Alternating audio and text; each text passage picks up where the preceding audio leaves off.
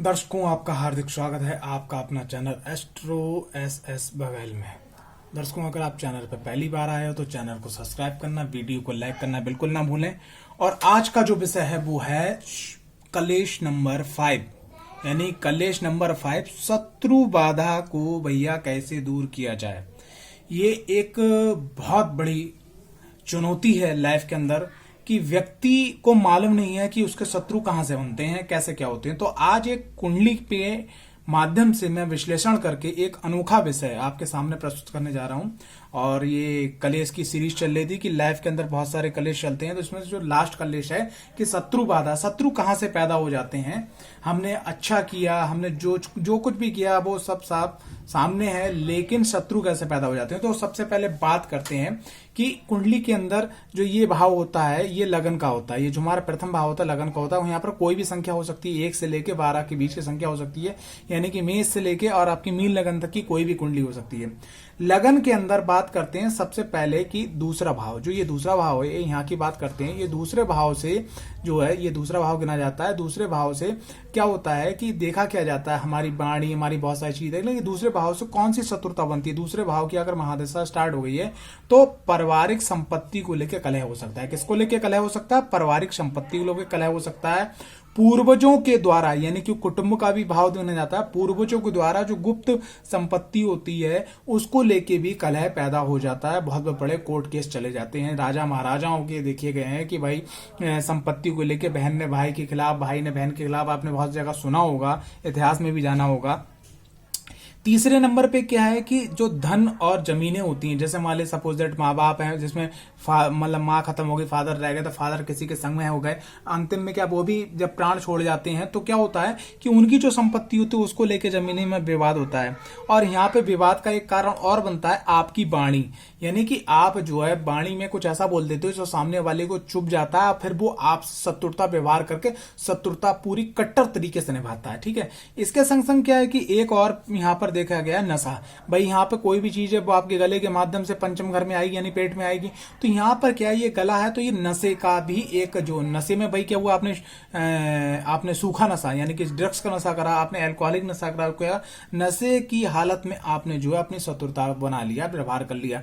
जब जब कुंडली के अंदर द्वितीय घर की महादशा आती है तो ये सब चीजें जो होती हैं वो व्यक्ति को जो है क्या कर देती हैं, यहाँ पर शत्रु इस भाव से, इस कारण से बनते हैं। ठीक है, अब बात करते हैं पराक्रम भाव के अंदर। दूसरा जो आगे बढ़ते हैं पराक्रम भाव। तो पराक्रम भाव में क्या होता है कि कभी कभी क्या होता है कि पराक्रम भाव के जो स्वामी होते हैं वो हमारे 12वें घर के अंदर, हमारे जो 8वें घर के अंदर, 6ठे घर के अंदर बैठे होते हैं, या यहाँ पर आगे और पीछे पाप मध्यत्व में आ जाते हैं, यानी कि दूसरे घर में और चौथे घर में पाप ग्रह हो जाते हैं। तब क्या होता है कि हमारे छोटे भाई बहन जो होते हैं उनसे हमारा जो कलह हो जाता है, किसी भी बात को लेके, बात विवाद को लेके या छोटी मोटी बातों को लेके। और कभी कभी ये बहुत बड़े स्तर तक चला जाता है और ये कोर्ट कचहरी तक का भी चेहरा दिखा देता है। ठीक है, इसके बाद में क्या है कि तीसरे भाव से हमारा जो है पड़ोसी भी देखे जाते हैं। तो पड़ोसी से भी हमारा कलह हो जाता है। मान लिया आपने कार लाके खड़ी करी गेट पे, ठीक है, सामने वाले पड़ोसी को अच्छा नहीं लगा, उसने कोई चीज ऐसी डाल दी या कुछ ऐसा बक दिया, या मतलब कुछ ना कुछ ऐसा माहौल बन गया कि पड़ोसी से भी कलेश हो गया। तो यानी कि पराक्रम भाव से पड़ोसी और छोटे भाई बहन से हमारा कलेश का देखा जाता है। ठीक है, अब आप, मैं एक चीज क्यों बता रहा हूं कि अगर आपका किससे कलेश चल रहा है, किससे शत्रुता चल रही है, वो भाव, इसका मतलब आपका नकारात्मक रूप से एक्टिवेट है। आप अपनी कुंडली में खुद परीक्षण कर सकते हैं। पंचम भाव, पंचम भाव वैसे तो ज्ञान, विद्या, संतान, बहुत सारी चीजें, लेकिन पंचम भाव के स्वामी अगर 6ठे घर में बैठे हो, 12वें घर में बैठे हो, अष्टम घर में बैठे हो, पराक्रम भाव में बैठे हो, या इन पे पापक ग्रह की दृष्टि हो, या इनके संग में इन घरों के स्वामी बैठे हो, या इनके स्वामी बहुत कमजोर हो, तो ऐसे में क्या होता है कि संतान से कलह बनता है। संतान आपकी जो है आपके बताए हुए रास्ते से भिलग होकर ऐसे भाव में जाके बैठ जाती, मतलब ऐसे लोगों के बीच में बैठती है जहां से उसको गलत संगति मिलती है और आपको संतान कष्ट देती है। और कभी कभी क्या, संतान माँ बाप के अंगेष्ट होने के बाद में उन पे कोर्ट केस कर देती है साहब। ठीक है, अब आगे बढ़ते हैं। ठीक है, अब आगे बढ़ते हैं छठा भाव। तो छठा भाव तो देखो मुख्य रूप से, जो छठा भाव मुख्य रूप से रोग, शत्रुओं सबका माना गया है। छठे भाव की महादशा कुंडली में हो, अंतरदशा आ जाए, ठीक है, तो यहां से क्या होता है, जलन, गुस्सा, जिद, ठीक है, और अपने आप पे नियंत्रण ना रखना, संतान और वो मतलब संगत और संतान, संतान की चिंता रखना और उसके खिलाफ, मतलब जैसे संतान के प्रति कोई चिंता है और मतलब उसके फेवर में कोई अच्छा काम कर देना, मतलब उसको बढ़ाने के लिए कुछ गलत काम कर देना, और संगत और स्थान, ठीक है, और आपका खान पान, ये सब चीजें जो है यहाँ से देखी जाती हैं। खास करके छठे घर की महादशा और अंतर्दशा में ये चीजें होती हैं, और यहाँ पर रोग ऋण शत्रु तो पैदा हो ही जाते हैं साहब, ना चाहते हुए भी। ठीक, अब बात करते हैं अष्टम घर।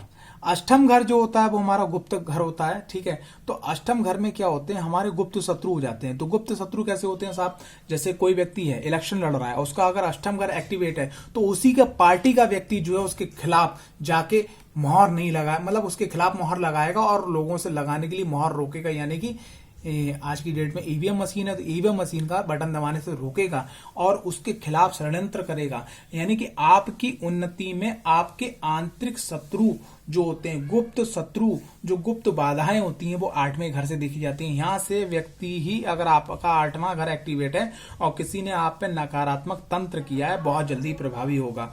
यहां पर जो है शत्रु बाधा में ऐसा रोग जो पकड़ में ना आए, जो क्लियर ना हो पाए, अल्ट्रासाउंड करवा रहे हो, एमआरआई करवा रहे हो, ठीक है, और आपका एक्सरे करवा रहे हो, आप डॉक्टर से कंसल्ट कर रहे हो, लेकिन वो रोग पकड़ में नहीं आ रहा, बहुत लंबा रोग निकल के आ रहा है और दवा चल रही, पता नहीं साहब कैसे करके सही होगा, तो यहाँ से बीमारी।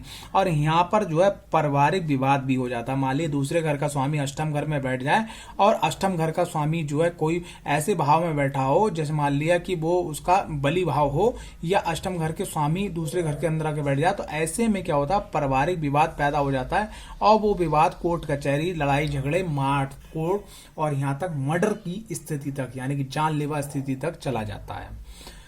अब आगे बढ़ते हैं कि 11वां घर। तो 11वें घर में क्या है कि 11वें घर का स्वामी जो है, हम वैसे ये चांस बहुत मुश्किल से 20 से 30% ही देखे गए हैं, इससे ज्यादा नहीं, मेरे हिसाब से बहुत ही कम, 100 में 2 या 3, इससे ज्यादा नहीं, बहुत ज्यादा हो गया। तो मैं बता दिया मैंने 20 से 30%। यहाँ पर क्या है कि अगर 11वें घर के स्वामी अगर पीड़ित हैं और 11वें घर के स्वामी जो है ऐसे भाव में जाके बैठ गए, जहाँ बहुत ज्यादा, मान लो 11वें घर का स्वामी छठे घर में बैठ गया और छठे घर के ये स्वामी के संग युक्ति बन गई, तो ऐसे में क्या होता है कि छोटी मोटी खटपट, छोटी मोटी शत्रु बाधाएं, छोटी मोटी अड़चने बने रहते हैं हमारे बड़े भाई बहन। ठीक है, अब बात करते हैं 12वां घर। तो 12वां घर क्या होता है, 12वां घर जो है मतलब यहाँ पर किस प्रकार से सूत्रा बनती है, यहाँ पर बनती है जैसे आपकी पूरी कुंडली एक्टिवेट है और आप अपना बिजनेस बढ़ाते बढ़ाते बढ़ाते इतना बड़ा आकार हो गया कि दूसरे को बीट करने लगे। जो 10 साल का मॉडल था और आपने जो है 5 साल में स्टार्ट किया और 10 साल के मॉडल को बीट करने लगे, तो जब आपके बिजनेस का बड़ा आकार होता है या जब आपके मान सम्मान यश कीर्ति का बड़ा आकार होता है, तब यहां से 12वें घर से शत्रु आपके एक्टिवेट हो जाते हैं।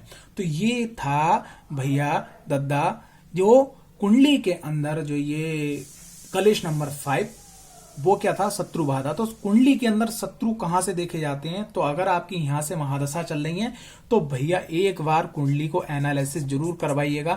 ना चाहते हुए मान लिया आपकी महादशा चल रही है, मान लिया मंगल की महादशा चल रही है जो 7 साल की है, या सूर्य की महादशा चल रही है 6 साल की है, या राहु की महादशा चल रही है, या चंद्रमा की महादशा चल रही है और उसका कुछ समय बीत चुका है, तो हो सकता है कि वो इन घरों से कहीं ना कहीं टच कर रही हो और आपकी महादशा जो है टच कर जाए और ना चाहते हुए भी आप शत्रुओं को खड़ा कर लीजिएगा।